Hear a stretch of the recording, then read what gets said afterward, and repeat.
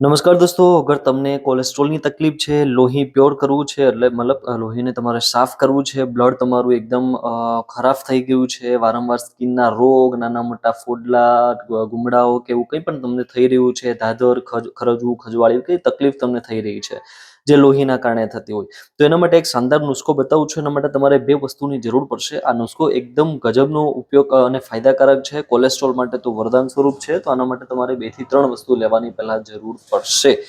બરાબર છે. આના માટે સૌથી પહેલા એક જરૂર પડશે, એ છે દેશી મધ. સારું એવું દેશી મધ હોય એની જરૂર પડશે, અથવા કોઈ પણ મધ તમે કોઈ પણ કંપનીનું પણ લઈ શકો છો. એ મધ પછી બીજી વસ્તુની જરૂર પડે છે, એ છે આપણું જે તજ, જેને આપણે હિન્દીમાં દાલચીની પણ કહીએ. તજ અને મધ આ બંને વસ્તુની જરૂર પડશે. જો ત્રીજી વસ્તુ તમારી પાસે હોય, અર્જુનની છાલનો પાવડર, કે જે આવનારા સમયમાં હું પણ કદાચ તમારા માટે અવેલેબલ કરીશ, આપણે પેકિંગ કરી અને તમને હું આપીશ. પણ એ હોય તો ઠીક છે, ન હોય તો પછી આ બે વસ્તુનો પ્રયોગ તમારે કરવાનો છે. હવે એ દાલચીની એટલે આપણે જે તજ છે એને આ રીતના તમારે એનું ચૂર્ણ તૈયાર કરવાનું છે. અત્યારે ખાલી તમને બતાવું છું કે એમાં નાખીને તમે એનું ચૂર્ણ તૈયાર કરી શકો, વધારે પણ લઈ શકો. બરાબર છે.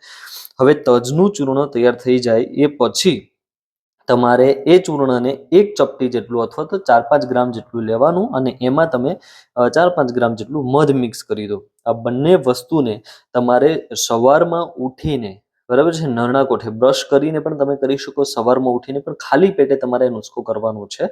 ખાલી પેટે તમારે એ તજનો પાવડર અને મધ 1-1 ચમચી બંને વસ્તુને તમારે ચાંટીને ખાઈ જવાનું છે. એના ઉપર નોર્મલ ગરમ કરેલું પાણી, ગરમ કરેલું હોય અને થોડું ઠંડુ, એટલે પીવાલાયક એકદમ વ્યવસ્થિત થઈ જાય એ પછી પાણી ઉપરથી તમારે પી જવાનું છે.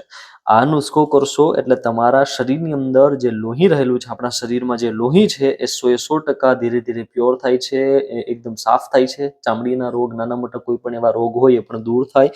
અને આ નુસ્ખો કોલેસ્ટ્રોલ વાળા દર્દીઓ માટે પણ રામબાણ સાબિત થાય છે. ધ્યાન એ વાતનું રાખવાનું છે કે બંને વસ્તુ એકદમ નેચરલ સારી હોવી જોઈએ, સારી ક્વોલિટીની હોવી જોઈએ. બરાબર છે.